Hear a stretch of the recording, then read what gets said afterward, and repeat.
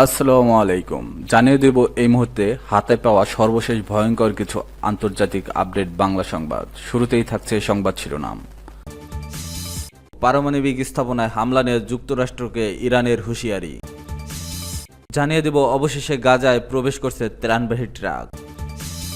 এরপর রয়েছে তুরস্কে ফের ধরপাকড়াও, ৬৫ সেনা ও পুলিশ কর্মকর্তা গ্রেপ্তার। সর্বশেষ থাকছে ব্রিটেন, কানাডা ও ফ্রান্সের বিরুদ্ধে হামাসের পক্ষে নেয়ার অভিযোগ নেতানিয়াহুর। এখন শুনছিলেন সংবাদ শিরোনাম, এবার বিস্তারিত। প্রিয় দর্শক, আপনি যদি এই চ্যানেলে নতুন হয়ে থাকেন, ভিডিওটি দেখতে দেখতে চ্যানেলটি সাবস্ক্রাইব করে আমাদের সাথেই থাকুন। পারমাণবিক স্থাপনায় হামলা নিয়ে যুক্তরাষ্ট্রকে ইরানের হুঁশিয়ারি। পারমাণবিক স্থাপনায় হামলা নিয়ে যুক্তরাষ্ট্রকে কড়া হুঁশিয়ারি দিয়েছে ইরান। দেশটি জানিয়েছে, ইসরায়েল যদি ইরানের পারমাণবিক স্থাপনাগুলোতে হামলা চালায় তবে তার জন্য যুক্তরাষ্ট্রকে দায়ী করা হবে। শুক্রবার 23 মে আল জাজিরা এক প্রতিবেদনে এ তথ্য জানানো হয়েছে। ইরানের পররাষ্ট্রমন্ত্রী আব্বাস আরাকচি সতর্ক করে বলেছেন, ইসরায়েল যদি ইরানের পারমাণবিক স্থাপনাগুলোতে হামলা চালায় তবে তার জন্য যুক্তরাষ্ট্রকে দায়ী করা হবে। সিএনএনের এক প্রতিবেদনে বলা হয়েছে, ইসরায়েল এ ধরনের হামলার প্রস্তুতি নিচ্ছে বলে গোয়েন্দা তথ্য পাওয়া গেছে। ইরান এবং যুক্তরাষ্ট্র আজ পঞ্চম দফায় পারমাণবিক আলোচনায় বসতে যাচ্ছে। এই আলোচনার মূল বিষয় ইরানের ইউরেনিয়াম সমৃদ্ধকরণ নিয়ে গভীর মতপার্থক্য, যা ওয়াশিংটনের মতে পারমাণবিক অস্ত্র তৈরির দিকে নিয়ে যেতে পারে। তবে তেহরান বারবারই পারমাণবিক অস্ত্র তৈরির অভিপ্রায় অস্বীকার করে আসছে এবং জোর দিয়ে বলছে যে তাদের পারমাণবিক কর্মসূচি শুধু বেসামরিক উদ্দেশ্যে। ইরানের পররাষ্ট্রমন্ত্রী আব্বাস আরাকচি জাতিসংঘের মহাসচিব আন্তোনিও গুতারেসের কাছে লেখা এক চিঠিতে বলেন, ইসরায়েলের যে কোনো দুঃসাহসিকতার বিরুদ্ধে ইরান কঠোর সতর্কবার্তা জারি করছে এবং এই শাসনের যে কোনো হুমকি বা বেআইনি কাজের বিরুদ্ধে দৃঢ়ভাবে জবাব দিবে। তিনি আরও বলেন, আমি আন্তর্জাতিক সম্প্রদায়ের প্রতি আহ্বান জানাচ্ছি, ইসরায়েলের হুমকি ব্যাহত থাকলে প্রতিরোধ কার্যকর ব্যবস্থা নিতে, যা না হলে ইরানের তার পারমাণবিক স্থাপনা ও উপকরণ রক্ষায় বিশেষ পদক্ষেপ নিতে বাধ্য করবে। আরাকচি জানিয়েছেন, এ ধরনের কোনো হামলায় তেহরান যুক্তরাষ্ট্রকে অংশগ্রহণকারী হিসেবে বিবেচনা করবে। তিনি বলেন, আমাদের পদক্ষেপের ধরন, বিষয়বস্তু এবং পরিধি আন্তর্জাতিক সংস্থাগুলোর দায়িত্ব ও বাধ্যবাধকতা অনুযায়ী গৃহীত প্রতিরোধমূলক ব্যবস্থার সঙ্গে সামঞ্জস্যপূর্ণ ও সমানুপাতিক হবে। মঙ্গলবার সিএনএনের এক প্রতিবেদনে বলা হয়, যুক্তরাষ্ট্রের নতুন গোয়েন্দা তথ্য ইঙ্গিত পাওয়া গেছে যে ইসরায়েল ইরানের পারমাণবিক স্থাপনা হামলায় প্রস্তুতি নিচ্ছে। ইসরায়েলি প্রধানমন্ত্রী বেনিয়ামিন নেতানিয়াহু সহ কর্মকর্তারা বারবার ইরানের পারমাণবিক স্থাপনায় হামলার হুমকি দিয়ে আসছেন, যাতে ইরান পারমাণবিক অস্ত্র অর্জন করতে না পারে। শুক্রবার রোমে যুক্তরাষ্ট্র ও ইরানের মধ্যে পরোক্ষ আলোচনায় পঞ্চম দফা অনুষ্ঠিত হবে, যেখানে তেহরান ইউরেনিয়াম সমৃদ্ধকরণ সীমিত বা বন্ধ করার বিনিময়ে অর্থনৈতিক নিষেধাজ্ঞা তুলে নেওয়ার সম্ভাব্য চুক্তি নিয়ে আলোচনা হবে। ইসরায়েল বারবারই এই ধরনের চুক্তির বিরোধিতা করে আসছে। এদিকে ইরানের ইসলামিক রেভলিউশনারি গার্ড কর্পস সতর্ক করে বলেছে, ইসরায়েল যদি ইরানে হামলা চালায় তবে তারা ধ্বংসাত্মক ও দৃঢ় জবাব দেবে। তাই আরজেসির মুখপাত্র আলী মোহাম্মদ নাইনি রাষ্ট্রীয় গণমাধ্যমে বলেন, তারা যুদ্ধের ভয় দেখিয়ে আমাদের ভীত করার চেষ্টা করছে, কিন্তু তারা ভুল হিসাবে করছে।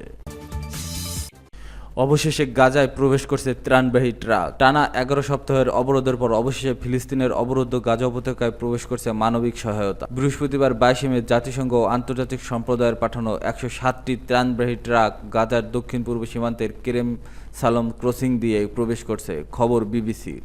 ইসরায়েলের সামরিক বাহিনীর অধীনস্থ সংস্থা কোগার্ড নিশ্চিত করেছে, এই ত্রাণগুলোর গাজার উদ্দেশ্যে পাঠানো হয়েছে। সংস্থাটি জানিয়েছে, আমরা গাজায় মানবিক সহায়তা পৌঁছে দিতে সহযোগিতা করছি, তবে আমরা নিশ্চিত করতে চাই এই ত্রাণ যেন কোনোভাবে হামাসের হাতে না পড়ে। ইসরায়েল বারবারই দাবি করে আসছে, হামাস তাদের দেওয়া ত্রাণ জব্দ করে এবং নিজেদের স্বার্থে ব্যবহার করে, তবে হামাস এই অভিযোগ অস্বীকার করছে। যদিও কেরেম সালম দিয়ে ত্রাণবাহী ট্রাক প্রবেশ করছে, তবে জাতিসংঘ এখনও নিশ্চিত করতে পারেনি যে এই ত্রাণ গাজার মানুষের হাতে পৌঁছবে কিনা। বিশ্ব খাদ্য সংস্থার কর্মকর্তা আতওয়ান রেনাল্ড বিবিসিকে বলেন, প্রতিদিন অন্তত 100টি ত্রাণবাহী ট্রাক প্রয়োজন শুধু খাদ্যের ন্যূনতম চাহিদা পূরণের জন্য।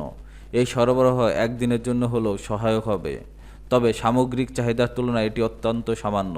বিবিসির বর্ষিয়ান সংবাদদাতা জেরেমি বোয়েন মন্তব্য করেছেন, 20 লাখের বেশি গাজাবাসীর জন্য এই ত্রাণ মোট চাহিদার তুলনায় এক ফোঁটা পানির মতো। যুদ্ধ শুরুর আগে প্রতিদিন গাজায় প্রায় 500টি ট্রাক প্রবেশ করত, যেগুলোর মধ্যে খাদ্য, ঔষধ, শিশু খাদ্য ও চিকিৎসা সামগ্রী থাকত। বর্তমান জাতিসংঘ মনে করছে, এই সংকট মোকাবেলায় প্রতিদিন অন্তত 600টি ট্রাক দরকার। ইসরায়েল মার্চ মাসের শুরু থেকে গাজার সব ত্রাণ প্রবেশ বন্ধ করে দেয়। এর ফলে মানবিক পরিস্থিতি ভয়াবহ রূপ নেয়। জাতিসংঘের মানবিক সংস্থা ও বিভিন্ন এনজিও সতর্ক করে বলছে, গাজায় ২১ লাখ মানুষ মারাত্মক খাদ্য সংকটে রয়েছে। অনেক এলাকায় দুর্ভিক্ষ শুরু হয়ে গেছে বলেও আশঙ্কা করা হচ্ছে। জাতিসংঘ সমর্থিত সংস্থা integrated food security face classification জানিয়েছে, আগামী মাসে গাজায় অন্তত ৫ লাখ মানুষ চরম খাদ্য নিরাপত্তাহীনতায় পড়বে। অপুষ্টির মাত্রা এমন পর্যায়ে পৌঁছতে পারে যে ক্ষুধা, দুর্বলতা ও মৃত্যু হার আশঙ্কাজনকভাবে বেড়ে যাবে। মানবাধিকার সংস্থাগুলো দ্রুত ও স্থায়ী মানবিক সহায়তায় প্রবল চালুর জন্য আন্তর্জাতিক সম্প্রদায়ের প্রতি আহ্বান জানিয়েছে। তারা বলছে, এককালীন ট্রাক প্রবেশ নয়, বরং ধারাবাহিক ও অব্যাহত সহায়তা ছাড়া এই সংকট নিরসন সম্ভব নয়। ফিলিস্তিনের অবরুদ্ধ গাজা উপত্যকায় মানুষ আজ শুধু একটি বেঁচে থাকার সুযোগ চায়। ত্রাণ প্রবেশের এই সামান্য অগ্রগতি হয়তো আশার আলো, তবে পুরো আলোর জন্য এখন অনেক পথ বাকি। তুরস্কে ফের ধরপাকড়াও, ৬৫ সেনা ও পুলিশ কর্মকর্তা গ্রেপ্তার। তুরস্কে বিতর্কিত ব্যক্তিত্ব ফেতুল্লাহ গুলেন সংশ্লিষ্টতার অভিযোগে ফের ধরপাকড়াও শুরু হয়েছে। এর অংশ হিসেবে শুক্রবার সকালে ৬৫ জন সেনা ও পুলিশ কর্মকর্তাকে গ্রেপ্তার করা হয়েছে। গুলেনকে ২০১৬ সালের ব্যর্থ সেনা অভ্যুত্থানের মূল পরিকল্পনাকারী হিসেবে দায়ী করে আসছে আঙ্কারা। তুরস্কের রাষ্ট্রীয় বার্তা সংস্থা আনাদোলো জানায়, দেশটির সশস্ত্র বাহিনীর ৫৬ জন কর্মকর্তাকে গ্রেপ্তার করা হয়েছে এবং আরও ৭ জন পলাতক রয়েছে। অন্যদিকে হালক টিভি জানায়, ইস্তাম্বুল সহ বিভিন্ন জায়গা থেকে ৯ জন পুলিশ কর্মকর্তাকে গ্রেপ্তার করা হয়েছে।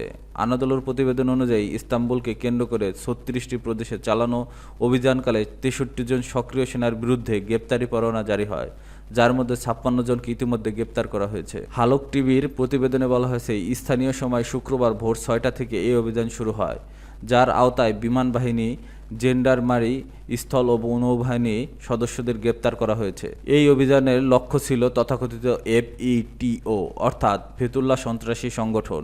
এই FETO বলতে তুরস্কের সরকার গুলেনের হিজমতের আন্দোলনকে চিহ্নিত করছে।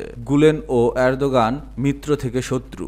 যুক্তরাষ্ট্রের স্বেচ্ছাসেবক নির্বাসনে থাকা ফেতুল্লাহ গুলেন একটি সময় প্রেসিডেন্ট রিসেপ তাইয়েপের এরদোগানের ঘনিষ্ঠ মিত্র ছিলেন, তবে পরে তাদের সেই সম্পর্ক চরম তিক্ততায় পৌঁছায় এবং গুলেনকে ২০১৬ সালের ব্যর্থ সেনা অভ্যুত্থানের মাস্টার মাইন্ড হিসেবে দায়ী করে তুর্কি সরকার। গুলেন ২০২৪ সালের অক্টোবরে যুক্তরাষ্ট্রে মৃত্যুবরণ করেন, যদিও তিনি জীবনভর অভ্যুত্থানে জড়িত থাকার অভিযোগ অস্বীকার করে গেছেন।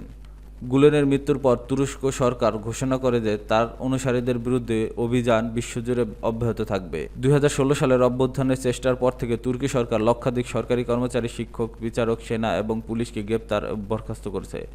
এরদোগান প্রশাসনের দাবি, এসব কর্মচারী গুলেনপন্থী ষড়যন্ত্র মুক্ত ছিলেন। তবে সমালোচকরা মনে করেন, এই অভিযান অনেকাংশে রাজনৈতিক উদ্দেশ্য প্রণোদিত এবং তুর্কি সরকারকে বিরোধী কণ্ঠে দমন করার হাতিয়ার হিসেবে ব্যবহৃত হচ্ছে। সর্বশেষ এই গ্রেপ্তার ঢেউ দেখা যায়, গুলেনের মৃত্যুর পরেও তাদের আন্দোলনের উপর তুর্কি সরকারের দমন নীতি কোনোভাবেই শিথিল হয়নি। ব্রিটেন, কানাডা ও ফ্রান্সের বিরুদ্ধে হামাসের পক্ষ নেওয়ার অভিযোগ নেতানিয়াহুর। ব্রিটিশ প্রধানমন্ত্রী কিয়ার স্টারমার ও অন্য নেতারা ফিলিস্তিনি প্রতিরোধ আন্দোলনের হামাসের পক্ষ নিচ্ছে বলে অভিযোগ তুলেছেন ইসরায়েলের প্রধানমন্ত্রী বেনিয়ামিন নেতানিয়াহু। ওয়াশিংটন ডিসিতে ইসরায়েলি দূতাবাসের কর্মীদের উপর হামলার প্রতিক্রিয়ায় এক্সে এক ভিডিও প্রকাশ করে এই অভিযোগ করেন তিনি। খবর বিবিসির। সম্প্রতি গাজা উপত্যকায় নতুন করে শুরু করা হামলা বন্ধের আহ্বান জানায় যুক্তরাজ্য, ফ্রান্স ও কানাডা। হামলা বন্ধ ও উপত্যকাটি থেকে অবরোধ প্রত্যাহার না করলে ইসরায়েলের উপর নিষেধাজ্ঞার হুমকি দেওয়া হয়। ইউরোপীয় দেশগুলোর এই হামলার প্রতিবাদে ইসরায়েলি প্রধানমন্ত্রী বেনিয়ামিন নেতানিয়াহু বলেছেন, স্যার কিয়ার স্টারমার এবং অন্য নেতারা কার্যকরভাবে বলেছেন তারা হামাসকে ক্ষমতায় রাখতে চান। তিনি ব্রিটিশ, ফরাসি ও কানাডিয়ান নেতাদের গণহত্যাকারী, ধর্ষক, শিশু হত্যাকারী এবং অপহরণকারীকে পক্ষ নেওয়ার অভিযোগ করে তুলেছেন। সামাজিক যোগাযোগ মাধ্যম এক্সে পোস্ট করা এই ভিডিওতে নেতানিয়াহু বলেন, স্যার কিয়ার, ইমানুয়েল ম্যাক্রো এবং মার্ক কার্নি চান ইসরায়েল ফিরে আসুক এবং মেনে নিক যে হামাসের গণহত্যাকারী বাহিনী টিকে থাকবে। নেতানিয়াহু বলেন, হামাস ইসরায়েলকে ধ্বংস করতে এবং ইহুদি জনগণকে নির্মূল করতে চায়। আমি কখনোই বুঝতে পারিনি যে এই সহজ সত্যটি কিভাবে ফ্রান্স, ব্রিটেন, কানাডা এবং অন্যান্য দেশের নেতারা এড়িয়ে যান।